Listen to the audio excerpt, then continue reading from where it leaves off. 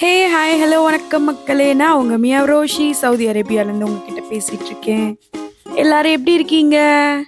Okay, இன்னைக்கு நம்ம என்ன பார்க்க போறோம் தெரியுமா? ஒரு முக்கியமான, ஒரு சூப்பரான, ஒரு இன்ட்ரெஸ்டிங்கான ஒரு பர்சனாலிட்டி பத்தி தாங்க பார்க்க போறோம். அவர் யாருன்னு தெரிஞ்சுக்கணுமா?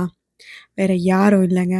நம்ம சிலரை பார்த்தா உடனே நமக்கு டக்குன்னு சிரிப்பு வந்துரும். அவங்க பேச வேணாம், ஒண்ணுமே பண்ண வேணாம். ஜஸ்ட் அவங்களோட பிரசன்ஸே நமக்கு பயங்கரமா சிரிப்ப குடுக்கும். அது மாதிரி தான ஒரு நல்ல அவர நினைக்கும்போதே கூட நம்ம ஃபேஸ்ல ஒரு ஸ்மைல் வரும். அவர் யாரு? அவர பேர கேட்டோன்னா, உங்க ஃபேஸ்ல ஒரு குட்டி ஸ்மைல் வந்துச்சா? அப்படிங்கிறத கீழ மறக்காம எனக்கு கமெண்ட் பண்ணுங்க. ஓகேவா? வேற யாரும் இல்லங்க. நம்ம மிஸ்டர் பீன பத்தி தான் நம்ம இன்னைக்கு பார்க்க போறோம். மிஸ்டர் பீன் அப்படின்னோன உங்க ஃபேஸ்ல ஒரு குட்டியா ஒரு ஸ்மைல் வந்துச்சா? ஆமாங்க. நம்ம இன்னைக்கு பார்க்க போறது ரோவன் அட்கின்சன் அப்படிங்கிற அந்த பர்சனாலிட்டிய பத்தி தான் பார்க்க போறோம். "என்னம்மா சொல்ற? மிஸ்டர் பீன்னு சொல்ற. வேற ஏதோ ஒரு பேர் சொல்றியே?" அப்படின்னு கேட்குறீங்களா? ஆமாங்க. அதுதான் அவரோட உண்மையான பேரு. அவர் பேர் என்ன தெரியுமா? ரோவன். ரோவன் அட்கின்சன். அதுதான் அவரோட உண்மையான பேரு. இன்னைக்கு நம்ம ரோவன பத்தி தாங்க நம்ம தெரிஞ்சுக்க போறோம். ரோவனுக்கு கூட பிறந்தது மொத்தம் 4 சிப்லிங்ஸ். அதுல மூத்தவங்க முதல்லயே இறந்துடுறாங்க. நம்ம ரோவன் எப்போ பிறந்தாரு தெரியுமா? ஜனவரி 6, 1955ல தான் ரோவன் பிறக்குறாரு. அவரோட ஃபுல் நேம் என்ன அப்படின்னா, ரோவன் செபாஸ்டியன் அட்கின்சன். இதுதான் அவருடைய ஃபுல் நேம். அவர் தான் அவங்க வீட்லயே ரொம்ப யங்கரா இருக்கக்கூடிய ஒரு பையன். 4வது பையன். இவர் யாருக்கு பொறக்குறாரு அப்படின்னா, அவங்க அம்மா அப்பாவுக்கு வந்துட்டு அவர் 4வதா பிறக்குறாரு. அவங்க வந்து அந்த குழந்தைய ரொம்ப நல்லாவே வளர்க்குறாங்க. அவங்க வந்து ஒரு ஃபார்மர், அதாவது ஒரு விவசாய குடும்பத்த சேர்ந்த ஒரு என்ன சொல்லலாம்? நம்ம ஊர்லலாம் வந்துட்டு ஒரு பண்ணையார் குடும்பம் சொல்லுவோம் இல்லையா? அந்த மாதிரி இங்கிலாந்துல இருக்கக்கூடிய ஒரு பண்ணையில இருக்கக்கூடிய ஒரு குடும்பத்த சேர்ந்த ஒரு பணக்கார பையன் தான் ரோவன். அவர் யாரு தெரியுமா? ஒரு ஷையான ஒரு பையன். ரொம்ப வந்து வெட்கப்பட்டுட்டு, ரொம்ப நார்மலா இருக்கக்கூடிய ஒரு சாதாரண பையன் தான் நம்ம ரோவன். ரோவனுக்கு ஒரு பிரச்சனை இருந்துச்சு. அதனாலேயே கூட அவர் கொஞ்சம் குவைட்டா, ஷையா இருக்கக்கூடிய பையனாவே அவர் வளர்ந்திருக்கலாம். என்ன இருந்துச்சு தெரியுமா? அவருக்கு கொஞ்சம் திக்கும். இத சொன்னா உங்களால நம்ப முடியுதா? ஆமாங்க. நம்ம மிஸ்டர் பீனுக்கு, அதாவது ரோவனுக்கு திக்கு பிரச்சனை இருந்திருக்கு. ஆனா, அது வந்துட்டு எப்போ வரைக்கும் அப்டின்னா, அவர் வந்து மிஸ்டர் பீனா மாறுறதுக்கு முன்னால வரைக்கும். என்ன சொல்றேன்னு புரியலல்ல? ஆமாங்க. மிஸ்டர் பீனுக்கு வந்துட்டு ஆக்சுவலா இந்த திக்கு பிரச்சனை இருந்திருக்கு. ஆனா, அவர் வந்துட்டு என்ன பண்ணியிருக்காரு அப்டின்னா, இந்த இந்த மாரி நாடகம், டிராமாஸ இந்த மாரி வந்துட்டு சிட்காம் இந்த மாரி பெர்ஃபார்மன்ஸ் பண்ணும்போது, அவரால அந்த திக்குற பிரச்சனையிலருந்து தப்பிச்சு வெளிய வர முடிஞ்சிருக்கு. அத அவரு கொஞ்சம் கொஞ்சமா நோட்டீஸ் பண்ணியிருந்திருக்காரு. அவரு அவரா இல்லாம வேற ஒரு கேரக்டருக்குள்ளர போகும்போது, அவருக்கு அந்த திக்குற பிரச்சனை அவருக்கு வந்து தீர்ந்திருக்கு. இதுக்காக அவங்க அம்மா, அப்பா நெறைய டாக்டர்ஸ கூட போய் பார்த்திருந்திருக்காங்க. ஆனா ஒண்ணுமே பண்ண முடியாத இந்த பிரச்சனை, ரோவனோட கிரியேட்டிவிட்டில போகும்போது, அவருக்கு இருந்த இந்த திக்குற பிரச்சனை தீர்ந்திருக்கு. இது வந்து அவருக்கு ஒரு பெரிய உற்சாகத்தையும், ஒரு பெரிய பலத்தையும் அவருக்கு குடுத்திருக்கு. இத வந்து அவர் வந்து அந்த திக்குற பிரச்சனையிலருந்து தப்பிக்கிறதுக்காக கூட அவரு மேபி அவரு இந்த பெர்ஃபார்மன்ஸ்லலாம் ரொம்ப கவனம் செலுத்தியிருந்திருக்கலாம். இதெல்லாம் சொன்னா உங்களால நம்ப முடியுதா? இவ்ளோ ஒரு பெரிய ஒரு பர்சனாலிட்டி. மிஸ்டர் பீன தெரியாத ஆளு இந்த உலகத்துல எங்கேயாவது இருக்காங்களா? காமெடிங்கிறது ரொம்ப சீரியஸான வேல. என்ன சொல்றேன்னு புரியலல்ல? ஆமாங்க. காமெடி லைட்டா சொதப்புனாலும் ட்ராஜடில முடிஞ்சிரும். So comedy is a serious business. ஆமா. காமெடிய கரெக்ட்டா, பெர்ஃபெக்ட்டா அந்த லைன்ல இருந்து தாண்டாம, கொஞ்சமும் கூடிராம, கொஞ்சமும் குறைஞ்சிராம, அந்த பெர்ஃபெக்ட் மீட்டர்ல பண்ணும்போது தான் காமெடி சரியா டெலிவரி ஆகும். இல்லைங்களா? அத தான் ரோவன் வந்து ரொம்ப சிறப்பா செஞ்சுகிட்டு இருந்தாரு. ரோவனுக்கும் எல்லார் மாதிரி ஒரு நார்மலான ஆசை தாங்க இருந்தது. என்ன தெரியுமா? எல்லார் மாதிரியும் டிகிரி முடிச்சுட்டு, அதுக்கப்புறம் அவரோட வேலைக்கு போகணும் அப்படிங்கிறது தான் அவரோட கனவாவே இருந்துச்சு. அவர் எங்க படிச்சாரு தெரியுமா? நியூ கேஸ்டில் யுனிவர்சிட்டில பிஎஸ்சி படிக்கிறாரு. அவருக்கு சின்ன வயசுல இருந்தே சயின்ஸ்ல வந்து ரொம்ப ஒரு இன்ட்ரெஸ்ட் இருந்திருக்கு. சயின்ஸ்ல அவர் எப்பயுமே ஏ கிரேடு தான் வாங்கிட்டு இருந்திருக்காரு. அதனாலேயே அவர் வந்து சயின்ஸ தேர்ந்தெடுத்து எலக்ட்ரிக்கல் திங்ஸ் மேல இருந்த ஆர்வத்த அவர் வந்துட்டு பிஎஸ்சில எலக்ட்ரிக்கல் இன்ஜினியரிங் வந்து சூஸ் பண்றாரு.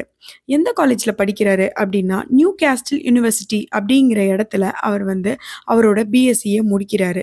அதுக்கப்புறம் எம்எஸ்சிக்கு வந்துட்டு ஆக்ஸ்ஃபோர்ட் யூனிவர்சிட்டியில படிக்கிறாரு. அங்க படிக்கும்போது தான் அவருக்கு ஃபர்ஸ்ட்டு எது மேல ரொம்ப இன்ட்ரெஸ்ட் அதிகம் அப்படிங்கிறத அவர் யாரு அப்படிங்கிற விஷயமும் அவருக்கே தெரிஞ்சிருக்கு. அங்க வந்துட்டு ஒரு 48 மணி நேரத்துல வந்துட்டு ஒரு ப்ரோகிராம், அதாவது ஒரு குட்டி ஸ்கிட் மாதிரி நம்ம காலேஜ் டேஸ்லலாம் நடக்கும் இல்லைங்களா? நம்ம காலேஜ்லலாம் ஒரு ஸ்கிட் ப்ரோகிராம் அந்த மாதிரியெல்லாம் நடக்கும்ல. அத வந்து 48 ஹவர்ஸ்ல ரெடி பண்ணணும் அப்படின்னு சொல்லிட்டு அவங்களுக்கு வந்து வருது.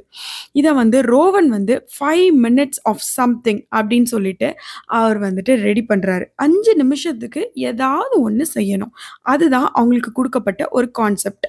ஆக்ஸ்ஃபோர்ட் யூனிவர்சிட்டில இந்த மாதிரி வந்து டிராமாஸ்க்குன்னு சொல்லிட்டு தனித்தனியா கிளப் இருக்கும். அப்போலாம் வந்துட்டு லண்டன்ல இந்த மாதிரி வந்து டிராமா தியேட்டர் இந்த மாதிரி இதெல்லாம் ரொம்ப ஃபேமஸுங்க. அந்த மாரி இடத்துல இருக்கும்போது ரோவன் வந்துட்டு இதுக்காக மெனக்கெடுறாரு. அவர் வந்துட்டு ஆக்சுவலா ஷேவ் பண்றதுக்காக கண்ணாடி முன்னாடி போய் நிக்கும்போது, வாய அப்படி இப்படின்னு சொல்லிட்டு கோணும்போது, அவருக்கு வந்து ஒரு ஐடியா கிடைச்சிருக்கு. ஒரு ஜஸ்ட் 5 மினிட்ஸ்ல அவர் வந்துட்டு எதையோ ஒண்ண கண்டுபிடிச்சிட்டாருன்னு அவருக்கு தோணுது. ஆனா, இந்த மாரி கிளப் டிஸ்கஷனுக்கு போகும்போதெல்லாம் வந்துட்டு, ரோவன் இதுவரைக்கும் ஒரு வார்த்தை கூட பேசினது இல்லையாம். ஆனா, அவர் ஸ்டேஜ்ல பெர்ஃபார்ம் பண்றத பார்த்துட்டு எல்லாத்துக்கும் பயங்கர ஷாக்காம். ரோவனால இவ்ளோ சிறப்பா பெர்ஃபார்ம் பண்ண முடியுமா?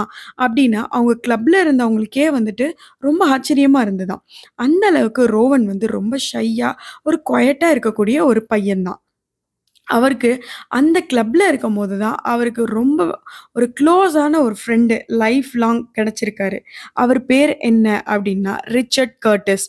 அவர் தாங்க ஸ்க்ரீன் ரைட்டரா வந்துட்டு ரோவன் கூட எல்லா இடத்துலயுமே ட்ராவல் பண்ணிட்டே வந்திருக்காரு.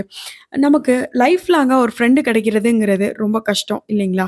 அதுவும் காலேஜ் டேஸ்லருந்து இப்போ வரைக்கும் கூட அவர் கூடவே இருக்கக்கூடிய ஒரு ஸ்க்ரீன் ப்ளே ரைட்டர் வந்துட்டு ரிச்சர்ட் தாங்க. அவரும், இவரும் சேர்ந்து தான் நெறைய வந்து கிரியேட் பண்ணியிருந்திருக்காங்க. அங்க வந்துட்டு ஆக்ஸ்ஃபோர்ட் யூனிவர்சிட்டில வந்துட்டு எடின்பர்க் ஃபெஸ்டிவல் ஃப்ரிஞ்ச் அப்படிங்கிற அந்த ப்ரோகிராம்க்காக தான் வந்து ஃபர்ஸ்ட்டு வந்துட்டு சிட்காம் வந்து ரெடி பண்ணியிருந்திருக்காங்க. சிட்காம் அப்படின்னா என்ன அப்படின்னா, அ அதாவது செட் ஆஃப் பீப்பிள், அதாவது ஒரு குறிப்பிட்ட மக்களே வந்துட்டு திரும்ப திரும்ப வந்துட்டு எல்லா இடத்துலயும், அதாவது ஒரு சீன், 2 சீன், இல்ல ஒரு சீசன், 2 சீசன், இல்ல டே 1லயும் அவங்க தான் வந்திருப்பாங்க, டே 2லயும் அவங்க தான் வந்திருப்பாங்க. ஆனா, அவங்க பண்ற காமெடிஸ் மட்டும் மாறிக்கிட்டே இருக்கும். அதே சிச்சுவேஷனா இருக்காது. மேபி ரியல் டைம் சிச்சுவேஷனா இருக்கணும். இல்ல ஒரு சிச்சுவேஷன் குடுத்தா, அதே செட் ஆஃப் பீப்பிள் அதே ரிலேஷனோட இருக்கணும். உங்களுக்கு ஒரு புரியல அப்டின்னா ஒரு எக்ஸாம்பிள் சொல்றேன். சிட்காம் அப்டின்னா, நம்ம சின்ன வயசுலலாம் சின்ன பாப்பா, பெரிய பாப்பாலாம் பார்த்துருப்போம் இல்லைங்களா? சின்ன பாப்பா, பெரிய பாப்பா, அப்புறம் அந்த பட்டாபி கேரக்டர். இந்த 3மே எப்பவுமே இருக்கும். ஆனா, அவங்களோட சண்டை, அவங்களோட காமெடி, அந்த பிளேஸு, அந்த லொகேஷன், அந்த சிச்சுவேஷன் அது மட்டும் மாறிக்கிட்டே இருக்கும். அதே வீடு, அதே சின்ன பாப்பா, அதே பெரிய பாப்பா. ஆனா வந்துட்டு அந்த அந்த சிச்சுவேஷன்ஸ் மட்டும் மாறிக்கிட்டே இருக்கும் இல்லைங்களா? அதுதாங்க சிட்காம் அப்படின்னு சொல்றது. அப்புறம் ரமணி வெர்சஸ் ரமணி. இப்ப இது எல்லாருமே நம்ம YouTubeல ரமணி வெர்சஸ் ரமணி, Facebook அந்த மாரி இதெல்லாம் பார்த்துருப்பீங்க இல்லைங்களா? ஆனா இப்போ நீங்க பார்க்குற காமெடி அப்படிங்கிறது வேற. ஸ்டாண்ட் அப் காமெடியும், சிட்காம் காமெடியும் ஒண்ணு கிடையாது. சிட்காம்ங்கிறது வேற ஜானர். அதே மாதிரி ஸ்டாண்ட் அப் காமெடி அப்படிங்கிறது வேற ஜானர். அதுக்கு தான் எக்ஸாம்பிள் குடுத்துருக்கேன். ரமணி வெர்சஸ் ரமணி, அப்புறம் வந்துட்டு சின்ன பாப்பா, பெரிய பாப்பா.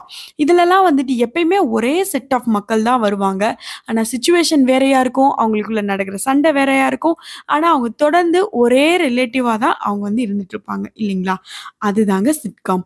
அதுதான் வந்துட்டு அந்த காலத்துல ரொம்ப ஃபேமஸா இருந்திருக்கு. நம்ம மிஸ்டர் பீன் வந்துட்டு, அதாவது ரோவன் வந்துட்டு ஃபர்ஸ்ட்டு வந்துட்டு சிட்காம்ல தான் பண்ணியிருந்திருக்காங்க. அப்போலாம் வந்து சிட்காம் வந்து ரேடியோல தான் ரொம்ப பாப்புலரா இருந்திருக்கு. நம்ம நம்மளோட ரோவனும் கூட ரேடியோல தான் வந்துட்டு ரொம்ப சிறப்பாவே வந்துட்டு இந்த சிட்காம் ப்ரோகிராம்லாம் பண்ணிட்டு இருந்திருக்காங்க. அவங்க ஃபர்ஸ்ட்டு பண்ண அந்த சிட்காம் ப்ரோகிராம் என்ன தெரியுமா? 1979ல ரேடியோ 3 அப்படிங்கிற அந்த இதில வந்துட்டு அவர் வந்து ஒரு சிட்காம் பண்றாங்க. அது பேர் என்ன அப்படின்னா, தி அட்கின்சன் பீப்பிள் அப்படின்னு சொல்லிட்டு ஒரு ப்ரோகிராம் வந்து பண்றாங்க.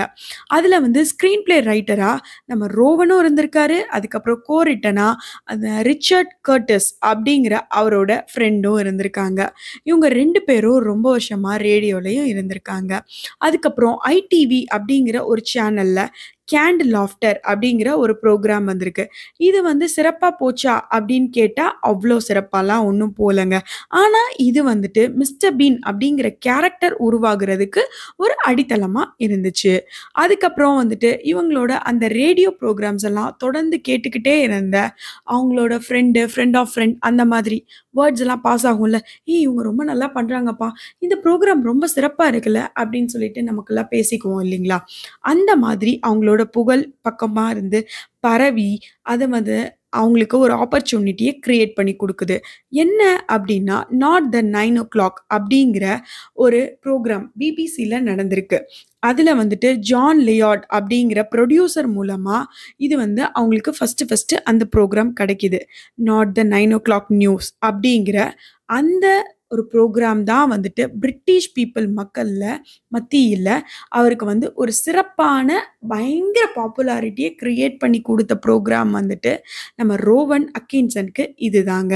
நாட் த 9:00 நியூஸ் அப்படிங்கிற பிபிசில வரக்கூடிய ஒரு ப்ரோகிராம் தான் வந்துட்டு அவருக்கு சிறப்பான ஒரு பாப்புலாரிட்டி. அதாவது பிரிட்டிஷ் முழுவதுமே அவருக்கு ஒண்ணு கிடைச்சிருக்கு.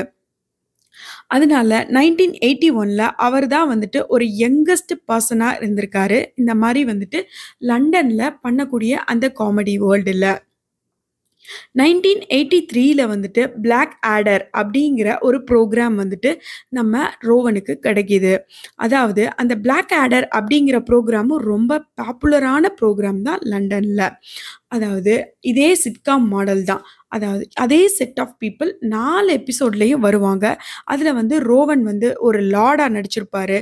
அதாவது இது வந்து லண்டன்ல இருக்கக்கூடிய ஒரு மெடிவல் அப்படிங்கிற அந்த அதாவது அவங்க இருந்ததே ரோவனே வந்துட்டு 1980ஸ் அந்த ஏஜ்ல தான் இருந்திருக்காங்க.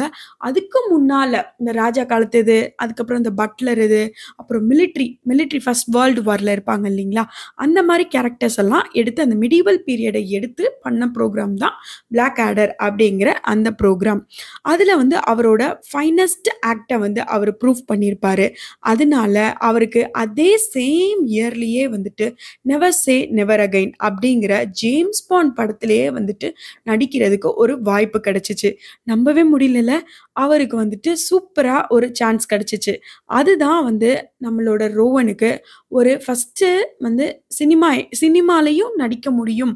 நடிக்க அவருக்கு வந்து சான்ஸ் கிடைச்சது அங்க தான் வந்துட்டு அவருக்கு கிடைச்சுச்சு. இத விட இன்னொரு முக்கியமான ஒரு இன்ட்ரஸ்டிங்கான ஃபேக்ட் சொல்லவா? ரோவன் வந்துட்டு அவரோட திறமைய நிரூபிக்கணும் அப்படின்னு சொல்லிட்டு கனடால நடக்கக்கூடிய இந்த காமெடி ஜஸ்ட் ஃபார் லாஃப்ஸ் அப்படின்ற ஒரு ப்ரோகிராம்ல பார்ட்டிசிபேட் பண்றதுக்காக அவரு போயிருந்திருக்காரு. மாண்ட்ரிலஸ் ஃபெஸ்டிவல் அப்படின்னு அந்த ஃபெஸ்டிவல்ல கலந்துக்கிறதுக்காக அங்க போயி ஆயிரக்கணக்கான மக்கள் முன்னாடி அவரு சோலோ பெர்ஃபார்மன்ஸ் பண்ணியிருந்திருக்காரு. இத உங்களால நம்ப முடியுதா? இன்னொரு விஷயம் சொல்லவா? அது வந்து அவருக்கு அங்க இருந்த மக்கள் வந்து யாரு தெரியுமா? பிரெஞ்ச் பீப்பிளுங்க. சொன்னா நம்புவீங்களா? இவர் வந்து தான் இங்கிலீஷ் மேன் ஆச்சே. பிரெஞ்ச் பீப்பிள் முன்னாடி இவர் எப்படி காமெடி பண்ணாரு? இத தெரிஞ்சுக்கணுமா? அப்ப தொடர்ந்து அடுத்த பகுதியையும் கேளுங்க. ரொம்ப இன்ட்ரஸ்டிங்காவே இருக்கும். ரோவன பத்தின இன்னும் அறியப்படாத நெறைய செய்திகள உங்ககிட்ட நான் ஷேர் பண்ணிக்கிறேன். தொடர்ந்து கேளுங்க. தேங்க்ஸ் ஃபார் வாட்சிங். உங்களுக்கு கண்டிப்பா இந்த சேனல் பிடிச்சிருக்கும் அப்படின்னு நான் நம்புறேன். பிடிச்சிருக்கு அப்படின்னா லைக் பண்ணுங்க. அப்புறம் சப்ஸ்கிரைப் பட்டன மறக்காம தட்டி விடுங்க. தேங்க்ஸ் ஃபார் வாட்சிங். பாய்.